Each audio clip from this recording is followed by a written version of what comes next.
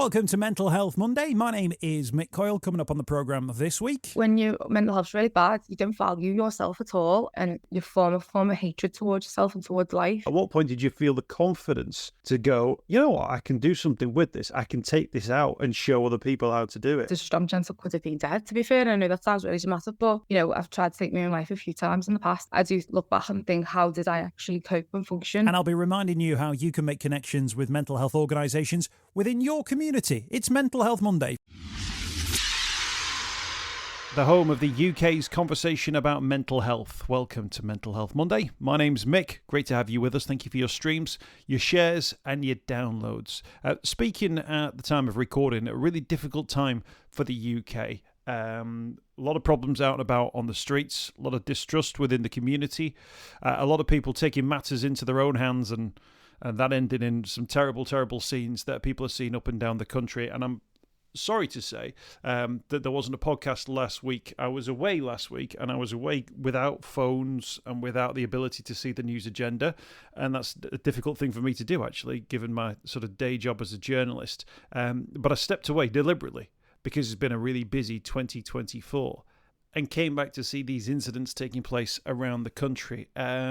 And I know that during those times, it's sometimes nice to have the normal things happening as normal. So apologies if there was a week where we didn't have a podcast in the middle of that. And if you needed it just to get your head away from things, it wasn't there. We've got a podcast for you this week, which I hope will sort of take you off to a slightly different place and maybe give you a sense of positive people within a community doing some fantastic work. Because Sarah Gustafson is our guest. Now, Sarah was diagnosed at the age of 24.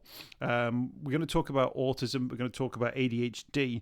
But alongside that, OCD, depression, eating disorders, attempts on suicide as well. That's all part of the conversation with Sarah today. She is focused now on using her skill set as a fine artist and a teacher to using her experience to help and support people from a range of different backgrounds, a range of different ages across her community to engage with art and to engage in conversation, and most importantly, to engage in community, to feel like a part of that community as part of the work that she's doing. Two different organisations I'll put the links to in the podcast notes. You Artistic, one of them, and the second is a new project called the Dopamine Rooms, which is getting up and about in Liverpool very, very soon. But Sarah's going to share her story, a personal story. And I'm really grateful for how open and honest Sarah was during the conversation about where the whole thing came from and where her journey began. So for me, it was my own personal journey that spiked this. So I've got autism and ADHD, and I was undiagnosed, and it wasn't known about till I was like 24. So prior to that, I had like eating disorders. I've got a diagnosis of OCD, depression, self-harm, you name it. I was in a really bad place, and I kind of started to learn about them conditions. But alongside of that, I was doing my master's in fine art, and it didn't make sense why I was absolutely distraught in one area of my life but thriving in another.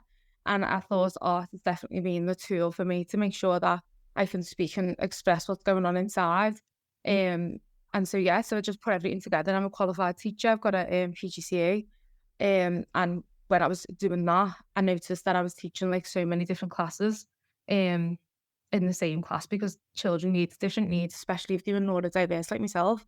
So then I just moved away from that and just wrote my own programs. And started to put in all my life experiences into helping myself. And then when I was getting well and things were working for me, then educating others on how to do that too. So that's where it began. Have you found that in terms of those early experiences, that they were kind of all kind of like interlinked with some of those related to outside factors? Was it sort of the neurodevelopmental stuff which was sort of causing the issues? Have you sort of got your head around where your head was at in those earlier years? I think I was obviously autistic. That's something you're born with, as well as ADHD, and being undiagnosed, I was always like misunderstood. So I was always like doing things wrong, or being the odd one out, or I always felt really different. And I think because of that, I felt like I couldn't cope or function properly in my own life, even though I masked really well and no one has ever known. So I developed OCD. And from that was really, really bad intrusive thoughts. And these thoughts were like the most disgusting things that could come into someone's head and mind. And I didn't understand them, and I just think I was a bad person. So I think from that come a lot of depression. a lot of guilt, a lot of really bad feelings, anxiety, and it just all spiraled in my head. You know, other than, and my dad was ill at the time as well, so I had that stress on top of us. There was a lot going on when I was younger, but I think definitely the undiagnosed ADHD and autism was a massive contributing factor. I did lose my nan and granddad when I was young in a month, and my other granddad, so I had a bit of loss as well. So there was just loads going on really when I was younger, but definitely do believe that misunderstanding of me and how I was taught and who I was and why I couldn't keep friends and why I was behaving like this was definitely a massive contributing factor to my mental health. Yeah, definitely. And I think that's a great example. If you're going through that, plus you also see the world in a slightly different way, or the way that you view the world, of course, all of those combination of factors are going to swirl around you in such a way that actually, does have an impact on yourself and on your mental health. I think what we need to move away from as a society is the fact that we've all got a mental health, haven't we? It doesn't matter if it's feeling good one day or not the next. And people use it, don't they? We use it like, oh, they've got mental health, it's wrong, but we've all got one. But it definitely, being autistic myself, if you can imagine a world where everything's heightened around you and you don't even understand that. So, it feels like there's a brass band, bass band going on behind you when the radio's on, and, you can hear absolutely everything from someone like opening the wrapper to a sweet to, footsteps on the floor and mixed conversations when you're in a room. You can imagine that heightened anxiety and then the fear of going to places after that caused anxiety, and then obviously anxiety is classed as mental health. So these misunderstandings of yourself and how others also treat and teach neurodiversity definitely contributes to mental health. And I know that from a teaching perspective too, that, being in a classroom where it's not suited to your needs, or, you feel like you're stupid because you're not being able to take information in like everybody else and stuff, can definitely, again, contribute to feeling depressed, feeling worthless, and all this has massive impact upon your mental health overall. So definitely. Did you always have art as like an outlet for yourself? Was that something that you did from a young age, or is that something that you learned later on? I think everybody, never mind neurodiverse or not, has got a gift. But I think when you're autistic, you kind of have one that's a bit heightened and you kind of zoom in on it. And when I was younger, like my mum said, even like 18 months old, my granddad would come round and be like, oh, what are you like colouring in? And my mum would be like, that's not me who's done that, that's Sarah. So even from like when I was little, it was a gift, if you know what I mean. It was something that I was excelling in really well from an early age. So, and I enjoyed it so much as well. So, being ADHD, we like, attention and dopamine. So when you're good at something, people recognise it, it feels good, doesn't it? As well as I enjoy doing it. And I believe that is a recipe for success, something you enjoy, something that you're good at. And from that, that was one of the only things that made me feel happy. So I used to like volunteer doing the school plays, be painting murals. As I said, when I'd done a full-time art course, as soon as I left school, I completely got rid of every other subject. And I was an intelligent person as well. So, I could have been pressured into like going through law or science or all these things, but I just didn't want to. I just wanted to draw. So I specialised in fine art, photography, graphic design, 3D design, contextual studies, and graphics. I don't know if I said graphics, probably did. I specialised in all these subjects in my A-levels, and then took them on to do a diploma, a degree, and then a master's. And yeah, I expressed myself through film, through video, through all different ways. But when I look back, my first projects were on my dad, who wasn't well. And then it was on me because I didn't understand myself. And this was pre-diagnosis. And then when I did get a diagnosis, I started to look at film. And I'd do videos called like, Who Do You Want Me To Be Today? I did a video where I'm just changing my face over and over again, because I felt like with autism, I was almost masking and taking that like costume off and putting that costume on to cope in this environment and doing it over and over again. And it was massively exhausting. So art has been there as a background, but it definitely is being used as an expressive tool for that mirrored my life, whether I even knew it or not at the time, if that makes sense. It's definitely been the reason why I'm successful and, an outlet that I've had. So yeah, I'd say it's just something that I've been born with, and it's who I am. What do you think would have happened if you didn't have the art to turn to? If you think, how would that stuff have manifested itself out into the real world, do you think? Well, I know now more of my ADHD, I'm like really impulsive, and it was hard to regulate my emotions. So, if you can imagine a world where you're so frustrated, not knowing who you are, you're making mistakes all the time. I was kind of drinking a lot as well, looking for an escape through, alcoholism and partying and attention and that type of environment. I definitely was going down the wrong path in that way. And I'm such an addictive personality that things can just literally take me, because when you're on the spectrum, you lack dopamine. So any form of stimulant enhances that for the time being, but the next day it decreases it massively. So I was more vulnerable to these, substances, if you like, which was getting me into more and more fights. So I was arguing with people, I was lashing out at people. When I say lashing out, it was almost like I couldn't deal with injustice. So if somebody was getting picked on, I couldn't handle it. I would be the one that would be like, don't do that. And then it resulted in me being really frustrated.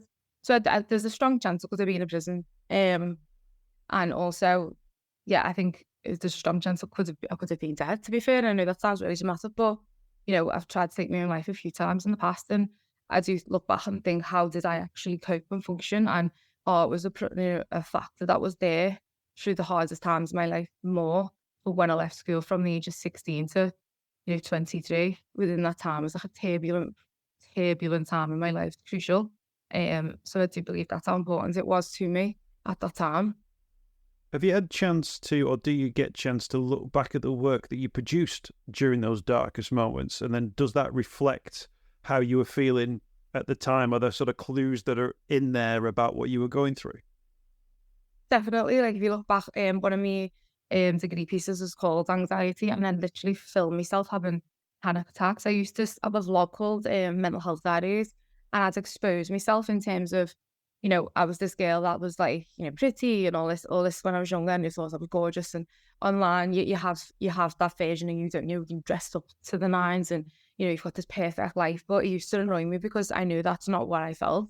So I'd literally expose that other side to myself and video myself having panic attacks, and I'd literally just throw it all out there in terms of like a way to say to other girls, like, and other people, like, this isn't real. I'm struggling. Like, this is what's going on. And I'd do screenshots of all these images of me like fighting, and these all be blurry, and then I'd paint them. So you can definitely see the torture in me pictures at that stage in my life massively.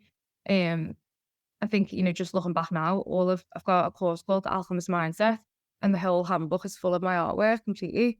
And you can see as you look through, my eyes, the sides, and there's different like markings, and I love expression through art. So it would be more, it wouldn't be like cool and like floaty. It'd be more like sketchy and rippy and, like turbulent.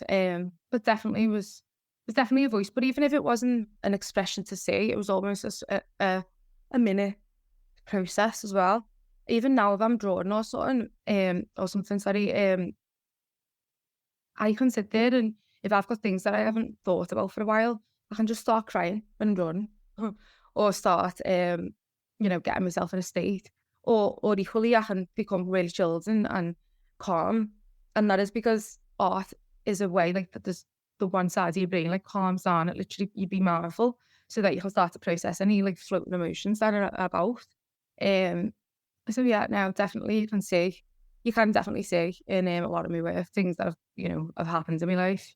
I lost somebody to suicide last April, and I drew a picture not long ago, and he used to call me an octopus, and you can absolutely see the grief in that picture. It breaks your heart looking at it. So I do believe it's such a powerful tool to express yourself.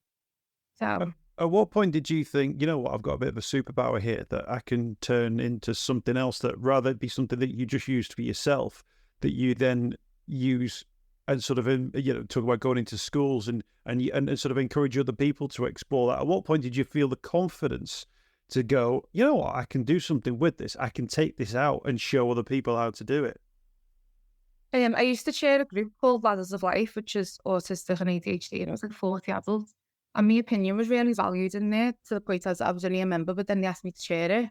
And I realised that I was so self-aware in terms of really understanding when it was me impulsivity, when it was procrastination, disorganisation, hyperactivity, and also was fascinated at the time by how it affected my life. I was 24, 25 when I got diagnosed. So for all these years, I didn't really understand myself. So I was proper committed at that time to really go inward. But also, I followed a few spiritual teachers, and a few of them literally started to uplift me, and I become obsessed a bit with quantum physics and quantum mechanics and the theories of how we can, almost not understand the world in different ways, and how the world can be used in different ways. And that really helped me as well. So I just felt like everything I was learning, everything I was putting together to emphasize and help my life, it's not out there. I've done every service the NHS could offer. I've done, every form of therapy, psychotherapy, like I was in everything, and there was still something really missing, and I noted it. And I knew that I could fill in them gaps. I even wrote my first course, The Alchemist Mindset, when I got kicked out of psychotherapy in the corridor, because I was like, they don't do this and they don't do that. And I strongly believe that if your self-esteem's high and if your mindset is more positive and you can train your brain to think and feel a certain type of way, it doesn't matter what condition you've got, where you've been or what you've done or where you're from, you can be well. And I'm living proof of that. So I just wanted to put all my skills together, and I just knew I had to go and do something with it. You just say you got kicked out of psychotherapy? Yeah. Was that? That was just typical of me. It was because I was late, and then I was like, and they were like, you'll have to wait in the corridor, and I was like, and then they just said, well, you're going to have to stay out there for the rest of the session.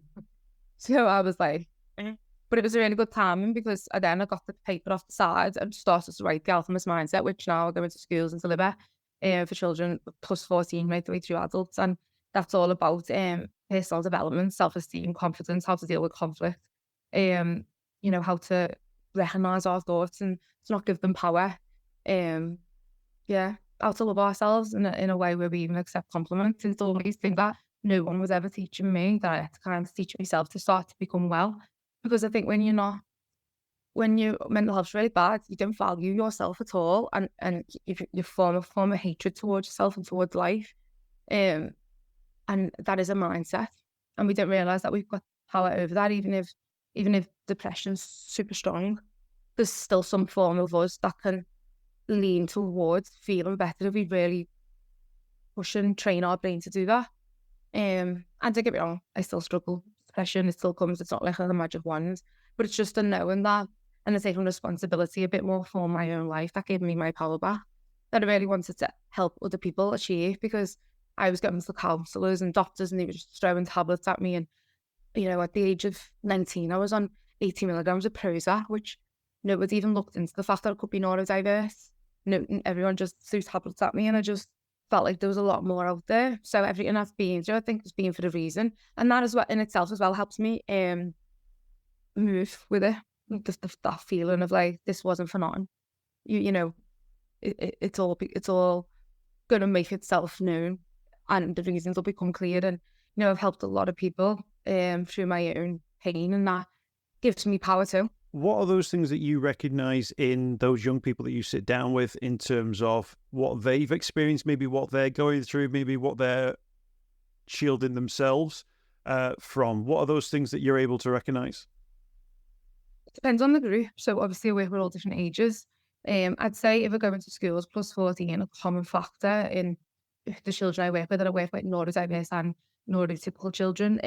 My courses are for everyone. They're just taught in a neurodiverse way in terms of, little breaks and jumping around and playing games and, being colourful and stimulus, because I believe everyone can learn in a neurodiverse setting, a neurodiverse way of teaching, but not everyone can learn in a neurotypical setting. But the common denominator is confidence, hugely, self-esteem, anxiety, depression, body dysmorphia, massive body issues, being confused about sexuality is a huge one as well. I'd say some of the factors I've seen, a lot of self-harm, a lot of drug misuse as well for young people, in terms of, cannabis and these things. I'd say low self-esteem, confidence, and anxiety is probably the highest factors, especially in young women. But obviously within men, I feel like it's a lot more hidden, but it's still there dominantly. It's almost like people are scared to be themselves because they don't want to be judged and they don't want to be, they want to be accepted. There's so much pressure on young people now, And there was a lot when I was young, because the magazines were like size 0, and it was like this whole phenomenon that there was only one body type. But now it's Instagram, isn't it? Everyone looks chiseled to death. Everyone's got perfect teeth, and everyone's got like, plastic surgery, and everyone's constantly comparing themselves and having these images thrown in the face. So I'd say they was massively the common denominators in young people. I'd say in older people, it's loneliness, I'd say. I'd say it's loneliness, not being understood. For parents, it's loneliness within the household of being the parent that deals with majority of the problems, or it could be they're not understanding the child and they don't know how to go or where to go for help, or they feel like they're on their own when the child's the school's constantly pulling them in, constantly pulling them in, and they feel like it's just their child, and they're the odd one out and that, but I can tell everybody they're not. It's happening to millions of people, thousands of people. So I'd say they're the common factors. I think things like, fact that our society's, gas and electricity's gone up and people are struggling with money and food and stuff like that definitely, contributes to people's mental health now more than ever. But if I just had to generalist scan and pinpoint things just from what I'm saying now, it is that. And I have noticed children, I even work with like primary school, and they comment on the bodies a lot. Children comment so much. I think in primary school, the common denominator is more worry of the future, worry if something's going to happen to the families, worry that they're not going to have friends when they come into school, like that bullying, not having friendships, not forming them friendships. And these worries are massive to these children, and we can look at them as adults and be like, oh, they'll go to kids, they'll get over it. But they can lie awake all night worrying because someone won't sit next to them, And it's just having that space sometimes to just be able to express what's going on in the little head, and to look right like I do a game where we all sit around and we sort of meditation and we talk about what we put in the worry list. And then I'll ask people, do they want us help? Tell people they don't have to. And then if, say, like they say, I was worried because my mum and dad were fighting and it made me sad, I'd say, who else would make that sad? If the mum and dad was fighting, who else would? And all the kids would put hands up, so everyone looks round. And it's like, well, see, everyone else feels sad there too. So the kids are like shocked almost that other people would feel like this, so it's not just them. And I think just that in itself is a massive calming effect for children, to know that they can express emotions in a safe way, and other kids can relate to it and they're not like abnormal for feeling that type of way. So yeah, I hope that answers your question. I've waffled a little bit. It's important, isn't it, that, young people get the opportunity to voice what it is that they're seeing, and also the opportunity to talk about it as well within that sort of like safe space. And I guess as well, if you've got the, with the artwork as well, you can express yourself in a way where there's no sort of right or wrong with art, is there? It's what you put out there. So yeah. I think it's hugely beneficial to those young people. Can I ask you about dopamine rooms, which is your sort of the new venture that you're sort of getting involved in? Dopamine is a fascinating thing because obviously you mentioned social media before. We're often looking for that hit, the thing that gets us, the brain that goes, yeah, absolutely, this is the sort of thing that I'm interested in. Let's look for the next version of that. You get the little sort of bonus. We link it now to social media, but it's out there in the real world, and it's out there in a much more fulfilling way as well. Just how are you exploring that whole dopamine hit? Dopamine for me is a massive one. Being ADHD, particularly, my dopamine's really low, and I didn't know this, so I didn't understand how people could just have a nice life, go to work with a nice job and nice kids, and I just felt like I was like this bomb all the time, waiting for something to happen and needing drama to feed upon, and that was because my dopamine's low, and when that's low, it controls you.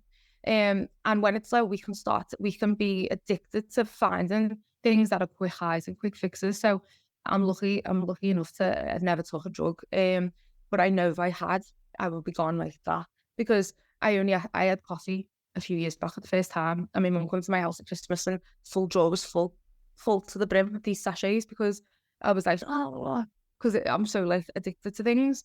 So I started to look into that and how the reward system in our brain, keeps hold of dopamine and releases it. And for instance, if you took a stimulant drug, a class cocaine or something really bad like that, your dopamine level would completely rise to the point of feeling unbelievable. But then the next day, it'd completely drop, and the brain would go in this state, oh, you've made loads of dopamine, we don't need to make any more. So the little bit that you're producing, you're dropping. So therefore, you need more and more and more. And this is more dominant in people who are on the spectrum, who are more vulnerable. So I also realised that if you exercise daily, meditate daily, express yourself through art, learn a new fact, get sunlight, put your feet on the ground. Just there's loads of different techniques that you can actually do to get healthy dopamine, but it won't go through the roof, but it'll just go, but then it won't drop. So each time we start to build. And I thought, what a way in which I can enhance the dopamine of people, which will affect and better everyone's lives naturally, is from having a space. And I see that is designed to do that. So my dopamine rooms, I am an artist, and that's my form of creativity as well as meditation. All my courses I write, they're not all just massive art. They might be creative, or the way they're taught is in a creative way. It could be, games that we play in it or whatever. But they're all stimulants, they're all dopamine related. But I want to collaborate with loads of different teachers in the future, and teach them how to use their skill, what they've already got, in a neurodiverse way, that we can all contribute to this, and release dopamine in loads of healthy ways. So our dopamine's naturally rising in our body. So that was the name, Dopamine Rooms, and that's where it come from. And I've got so many ideas and plans for that, but it's going to be launching in September, and it's going to be taught in the Rhys Jones Centre in Croxteth. And that will be on Wednesday night for adults. We're going to do a man's group that runs from 6 till 7. That's going to be pop in, have a chat. Adam, our meditation teacher, our chill, cool boss guy, he's going to be there just having a cuppa, talking to the lads, just having a space where you can play games and chill. And then from 7, the doors are open to women if they want to join. And there's going to be some form of creative club going on that where we either draw or do something arty or meditate, or I've got bits of my courses that will run, or I might invite other teachers in, breath work, Kundalini, all these things that are going to come in and run every week in this space for adults. So that's the adults on a Wednesday. So that's going to be 6 till 7 for men, and then 7 till 9 for anyone. And that's going to be starting the 11th of September, and then every Wednesday term time. And then on a Thursday, we've got from 9:30 till 10:30 is a messy play, but this is for 3 months to 4 years. And it's for parents that have, for everyone, but, particularly parents who are having a bit of a hard time, just got a new baby, listening to cartoons all day and want a bit of adult conversation, and there's going to be prompt questions.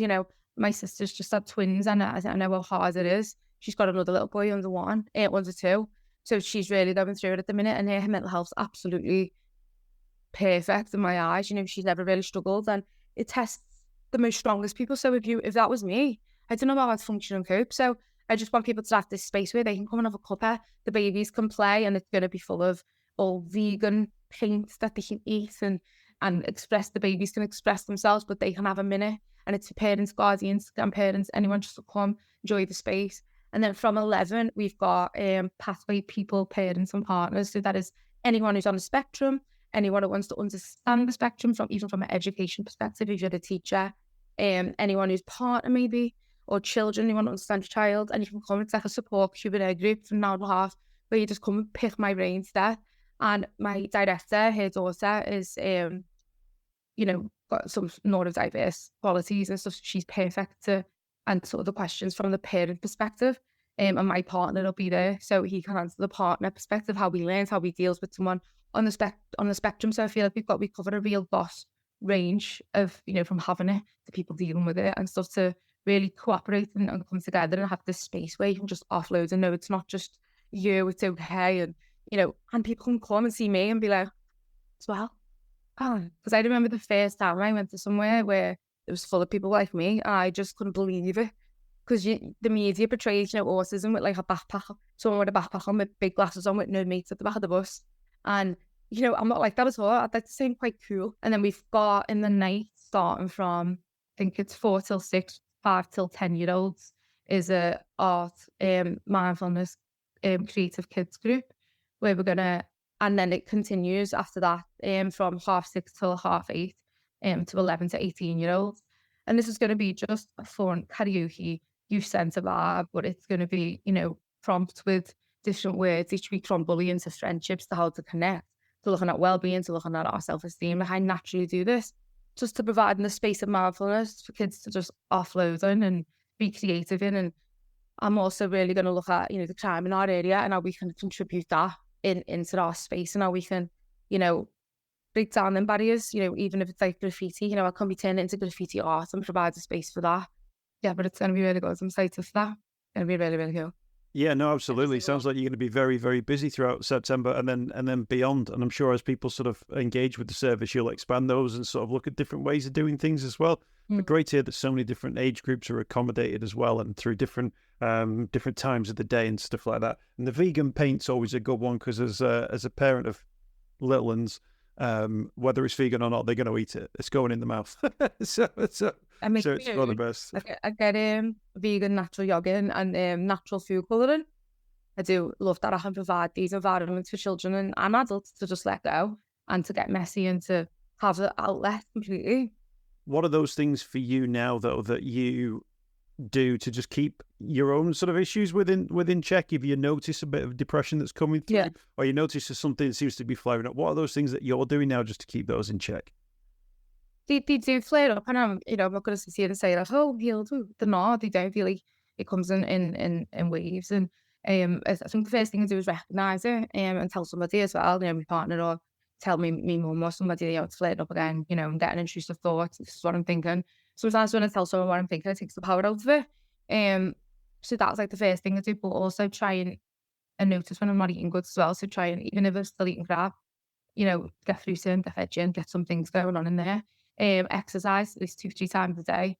I think learning a new fact every single day, even if it's something daft, that makes me laugh. Like it could be like, the Eiffel Tower grows in the summer a little few inches, or things that feel pointless, but the brain kind of, through neuroplasticity, expands slightly when you learn something new, and this massively helps. I think meditation, I haven't done it for a while, but I need to get back into it.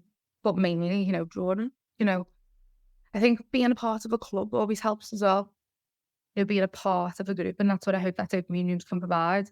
Keep on top of things, but I think that's another thing as well, like recognising that with autism, you need chill out time, you need unwind, calm down time, away from everybody, away from noise and distraction, and to de-stimulate too, to undopamine in a way. Sarah, thank you so much for your time. Thanks for joining us today. Really appreciate you sharing your story. It's great to hear about all the activities that you're involved in.